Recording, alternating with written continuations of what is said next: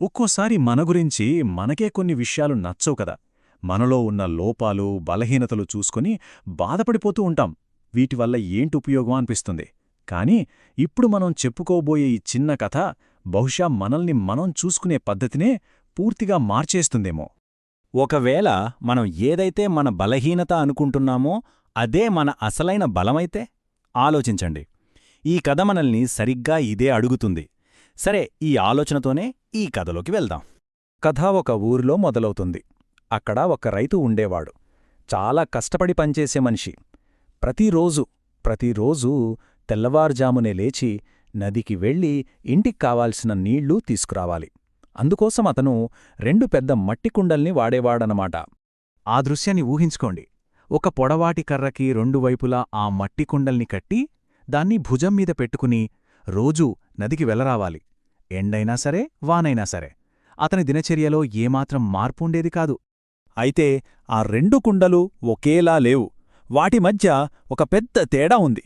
ఒక కుండ ఎలాంటి మచ్చ, పగులు లేకుండా చాలా పర్ఫెక్ట్గా ఉండేది. నదినుంచి ఇంటికి నిండుగా నీళ్లు మోసుకొచ్చానని దానికి మహాగర్వం. కాని రెండో కుండకి ఒక చిన్న పగులుండేది.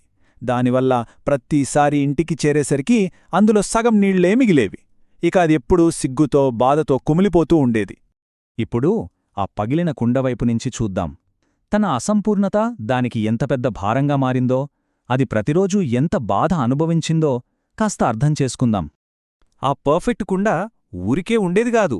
అది పగిలిన కుండను రోజూ హేళన చేసేది.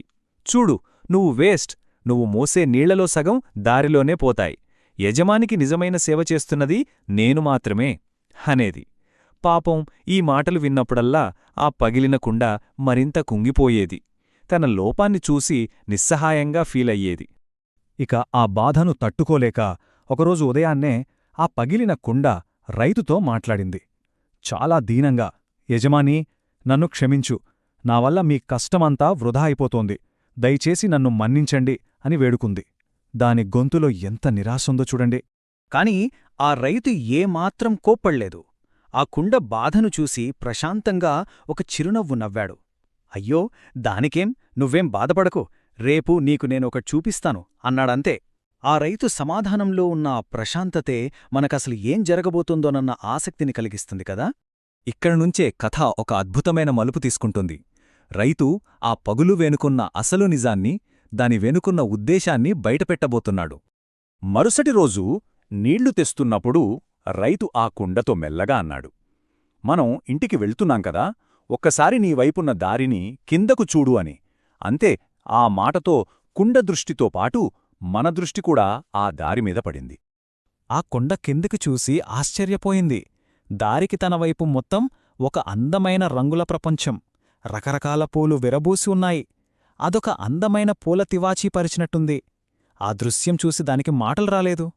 ఇప్పుడు ఆ దారికి 2 వైపులా ఉన్న తేడా చూడండి. ఆ పరిపూర్ణమైన కుండవైపు ఏముంది? అంతా బీడువారిపోయి పొడిగా, ఖాళీగా ఉంది. మరి పగిలిన కుండవైపు జీవంతో కలకలలాడుతూ ఒక చిన్న పూలవనంలా ఎంత అందంగా ఉందో. అప్పుడు ఆ రైతు అసలు రహస్యం చెప్పాడు. నాకు నీ పగులు గురించి మొదటి రోజునుంచే తెలుసు. అందుకే నేను తెలివిగా ఏం చేశానంటే, దారిలో నీవైపు మాత్రమే పూల విత్తనాలు చల్లాను. ప్రతిరోజూ నీకు తెలియకుండానే నీ పగులు నుంచి కారుతున్న నీళ్లతో నువ్వే ఆ విత్తనాలకు నీళ్లు పోసావు.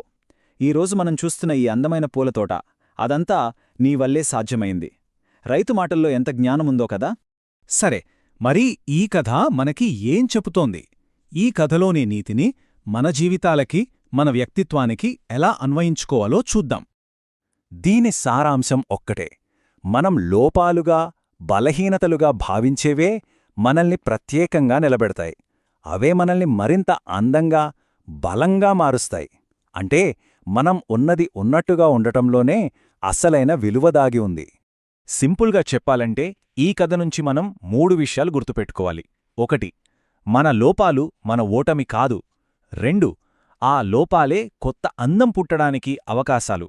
ఇక 3, చాలా ముఖ్యమైనది, మనం ఎలా ఉన్నామో అలాగే మనం చాలా విలువైనవాళ్లం. మనం వేటినైతే మన అతి పెద్ద బలహీనతలు అని బాధపడతామో అవే మన అతి గొప్ప బలాలుగా మారే అవకాశం ఉంది. ఈ ఒక్క ఆలోచన మనకు ఎంత ఆశను, ధైర్యాన్ని ఇస్తుందో కదా. మరి ఇప్పుడు మనల్ని మనం వేసుకోవాల్సిన ప్రశ్న ఒకటుంది. మన లోపాలు, మన అసంపూర్ణతలు అని మనమనుకునే వాటితో మనకి తెలియకుండానే మనం ఏ అందమైన తోటలకు నీళ్లు పోస్తున్నామో ఒక్కసారి ఆలోచించండి.